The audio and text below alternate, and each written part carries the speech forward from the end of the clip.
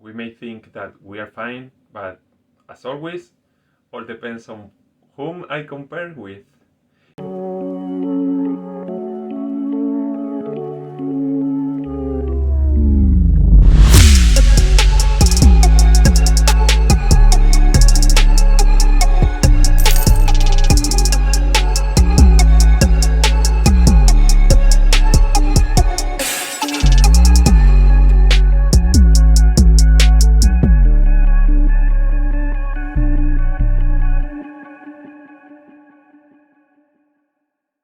Seekers, you can call me Javi, and if you are watching this video, that means that you probably have watched the first part.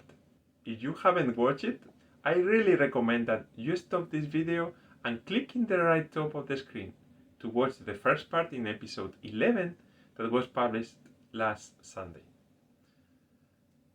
Based on the hypothesis that I postulated, God would be the spiritual physician and best specialist that can heal our spiritual wounds. When I invited you to do a spiritual reading of the Good Samaritan, it was believing that our body is not so different from our spirit when we talk about wounds. Research studies demonstrate that up to 94% of hospitalized patients believe spiritual health is as important as physical health.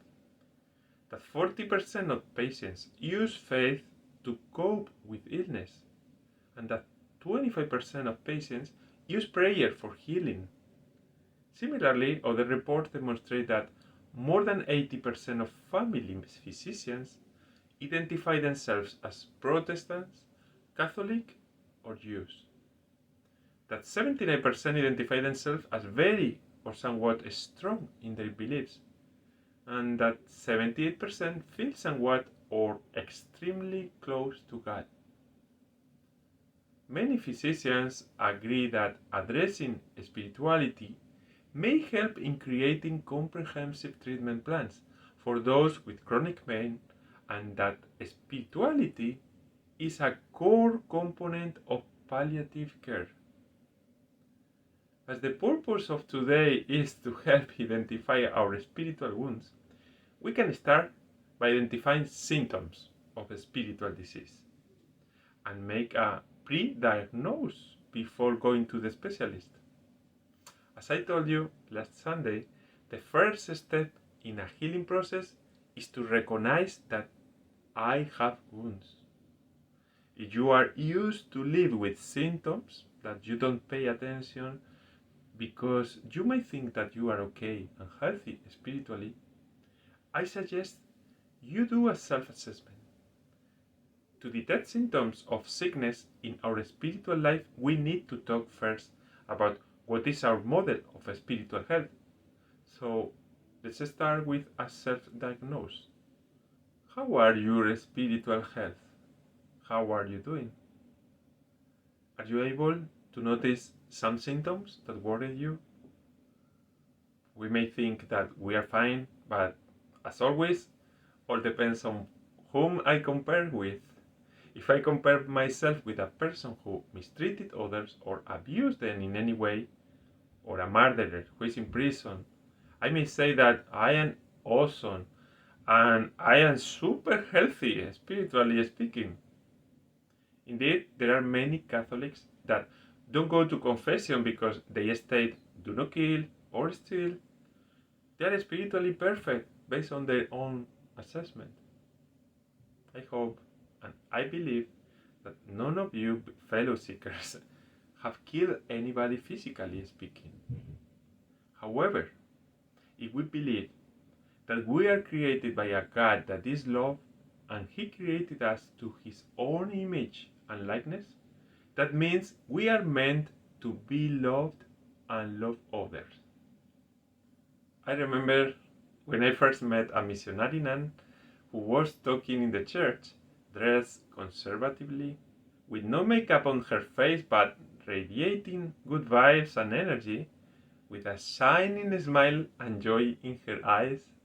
That day, I questioned myself, can I really say honestly that I am super healthy spiritually just because I don't kill or steal?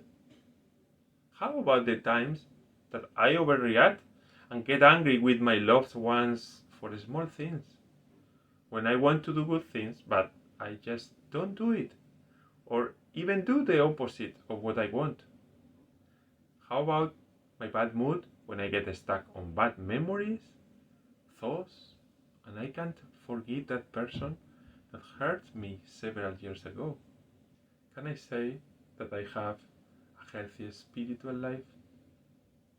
From a Christian perspective, we are supposed to have abundant life and joy by loving ourselves and others. That is what we know from Jesus in his followers in the Bible. I have come for you to have life and have it to the full. This is in John chapter 10, verse 10. In another passage in the Acts of the Apostles said, "It is more blessed and brings greater joy to give than to receive." And by the way, I am sure they were not talking about boxing.